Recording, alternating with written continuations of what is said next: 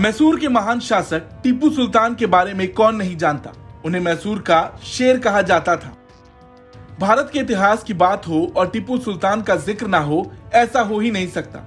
आज से करीब 225 साल पहले 1799 को जब टीपू सुल्तान की राजधानी श्रीरंगपट्टनम का पतन हुआ था, तब अंग्रेजों ने कई बहुमूल्य चीजों को जब्त कर लिया था। उनमें से टीपू सुल्तान की तलवार सुलेखा भी थी, जिसे हाल ही में नीलाम कर दिया गया। टीपू सुल्तान की तलवार के बाद अब उनकी एक बंदूक भी चर्चा में है। टाइगर ऑफ मैसूर के नाम से मशहूर टीपू सुल्तान के लिए 18वीं शताब्दी में यह दुर्लभ बंदूक बनाई गई थी। दरअसल टीपू सुल्तान की बंदूक के एक्सपोर्ट पर रोक लगा दी गई है। बताया जा रहा है कि ब्रिटेन की एक संस्थान को इसे हासिल करने का समय देने के लिए यह कदम उठाया गया है। संस्थान भारत ब्रिटेन इतिहास में तनावपूर्ण अवधि का अध्ययन कर रहा है। इस बंदूक की कीमत 20 लाख पाउंड यानी 20.42 करोड़ रुपए आंकी गई है। यह फैसला पिछले दिनों टीपू सुल्तान की तलवार की नीलामी के बाद आया। उनकी तलवार 1.4 करोड़ पाउंड यानी करीब 143 करोड़ रुपए में बिकी थी। यह तलवार टीपू सुल्तान के निजी कमरे से मिली थी। इस तलवार को ईस्ट इंडिया कंपनी की सेना के मेजर जनरल डेविड बेयर्ड को पेश की गई थी। नीलामी का आयोजन करने वाले बोनहम्स के मुताबिक टीपू सुल्तान की तलवार नीलामी में अब तक की सबसे महंगी बिकने वाली भारतीय वस्तु है।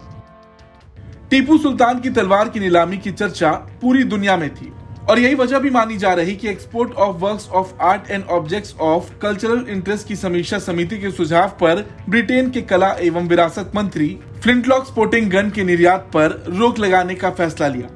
जानकारी के मुताबिक टीपू सुल्तान की ये बंदूक 14 बोर की है। 1793 से 1794 के बीच इस बंदूक को बनाया गया था। इसे पक्षियों का शिकार करने के लिए बनाया गया था।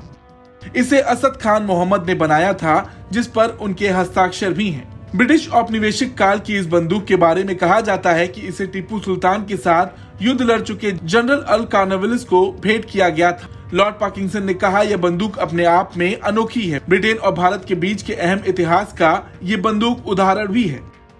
टीपू सुल्तान एंग्लो मैसूर युद्ध में ब्रिटिश ईस्ट इंडिया कंपनी और उसके सहयोगियों के धुर विरोधी थे। टीपू सुल्तान श्रीरंगपट्टनम की रक्षा करते हुए 4 मई 1799 को मारे गए थे।